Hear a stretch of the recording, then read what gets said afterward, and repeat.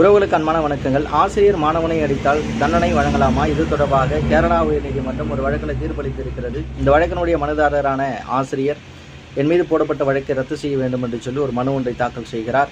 அதிலே என்னுடைய மாணவன் ஒழுக்கமாக இருக்க வேண்டும் என்று சொல்லி அவனை பிரமனால் அடித்து கண்டித்தேன். இதற்காக அந்த மாணவனுடைய பெற்றோர் என் மீது ஐபிசி செக்ஷன் 324 கீழாக வழக்கு பதிவு செய்துவிட்டனர். அதை ரத்து செய்ய வேண்டும் என்று சொல்லி கூறுகிறார். விசாரணை செய்த நீதியரசர் அவர்கள், ஒரு ஆசிரியர் மாணவனை கண்டிப்பதும் உடல் ரீதியாக அடிப்பதும் குற்றமாகாது.